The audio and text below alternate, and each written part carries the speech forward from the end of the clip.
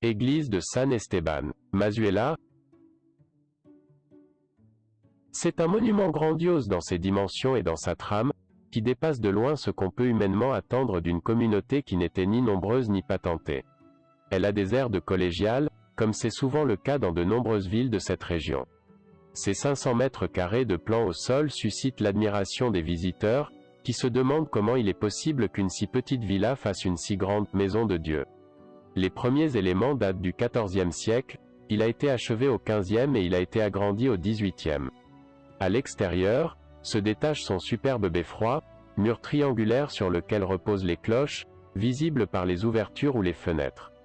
Les deux portails ont été construits en 1810. Le principal est de style néoclassique avec des colonnes, un fronton, un dessus pour vase et un oculus mouluré. L'autre entrée, orientée au sud, est simple et surmontée d'une croix. À l'intérieur, on trouve un temple Renaissance, avec des parties gothiques tardives.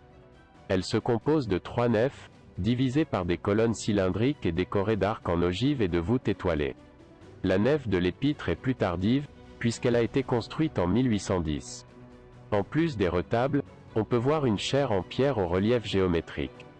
D'une importance notable est l'escalier qui nous mène au chœur, attribué à Juan de Vallejo, ainsi que son parapet ou balustrade. Dans le baptistère, nous avons trouvé une police sans travaux spéciaux. Et un tombeau d'ecclésiastique avec un gisant, XVIe siècle. La sacristie a été construite en 1794 et une belle commode en noyer y a été placée. Retable principal. Il propose une large et exceptionnelle catéchèse incarnée en bois sur des points fondamentaux de la foi. Il a été aménagé par Simone de Bura en 1583 et exécuté par lui et son frère Pedro en 1603. Ses dimensions grandioses, ses images et ses reliefs sont de magnifiques œuvres d'art et de théologie qui méritent une contemplation attentive. Il se compose de 5 rues verticales et de 5 corps horizontaux. Le premier corps, dit banc, contient des bas-reliefs de la scène, de la prière au jardin, du baiser de Judas et de la montée au calvaire. Dans le second corps on peut voir les 4 évangélistes et les 4 pères de l'Église, Jérôme, Ambroise, Augustin et Grégoire. Au centre de ces 2 corps sont incrustés l'ostensoir et le tabernacle, sur la porte duquel la résurrection est représentée. De même, ces corps sont enrichis de 10 petites sculptures d'apôtres. Le troisième corps abrite la sculpture grandiose du tenant du titre, Saint Étienne, au moment de son martyre et, de chaque côté, 2 grands reliefs avec des scènes de sa vie. Aux extrémités, San Lorenzo et San Francisco de Assis. Le corps suivant est dédié à Maria. Dans la niche centrale apparaît le mystère de l'Assomption et sur chacune de ses faces, 2 faits. De sa vie, sa naissance et sa dormance. Aux extrêmes, San Sébastien et San Roch. Le retable est couronné par un calvaire et diverses sculptures, l'église, la synagogue et les vertus. Dans le grenier apparaît une image de Dieu le Père avec le globe du monde dans une attitude de bénédiction. La coquille de la voûte presbytérale contient une peinture sur le jugement dernier. Autre retable. Ce temple monumental conserve 8 autres retables précieux de différentes époques et styles.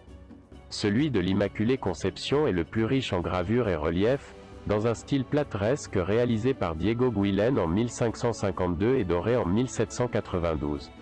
Le Saint-Cry est un calvaire du XVIe siècle à l'intérieur d'une niche Renaissance polylobée, surmontée d'une image du Père éternel assis. Celles de San José et de Rosario sont jumelles, attachées à 2 colonnes et datées de 1760. Dans celle de la Virgen del Carmen -1780 une Sainte Lucie du XVe siècle est conservée. Ils ont aussi la même ressemblance entre eux ceux de San Antone et San Isidro, du XVIIIe siècle. Les plus précieuses d'entre elles sont les sculptures de la vente aux enchères. Dans l'une Saint Sébastien et dans l'autre une tendre image de Sainte Anne avec la Vierge et l'enfant sur ses genoux. L'église possède également 2 toiles. Sur l'autel, celle des âmes, de 1760, et une Immaculée Conception retrouvée dans la sacristie. Orfèvre met en évidence une grande et précieuse croix de procession en relief et ciselée en argent, avec des médaillons et de belles œuvres de Pedro Vivanco. De ce même orfèvre, il y a un ensemble de burettes et un calice en relief et ciselé de cabochons et un pied lobé avec une légende. La collection d'orfèvrerie est complétée par un ostensoir également en relief, de type temple, de Francisco Soria, avec un nœud gothique et une base polygonale, avec des reliefs et des ajouts du soleil, des rayons et des étoiles. Toutes ces pièces proviennent du XVIe siècle et il est très probable que leurs orfèvres appartenaient à l'école d'orfèvres qui existait à ce siècle d'or à Santa Maria del Campo. Cette ville, d'une 50aine d'habitants, est située dans une petite vallée défendue du vent du nord par les collines de la Muela et la Parva del Castillo. Il est situé au centre de Campo de Muño et la petite rivière Cogolitos borde le centre-ville dans son orientation est. L'occupation des voisins est axée sur l'agriculture. Toujours au XVIIIe siècle, il y avait 7 ermitages dans la ville et tous avec leurs confréries correspondantes, dont certains ont survécu jusqu'à ce jour. De même, il y avait plusieurs arches de miséricorde, qui sont nées pour aider ceux qui en avaient besoin. L'hôpital de Saint-Sébastien était un autre exemple de l'hospitalité de ces personnes.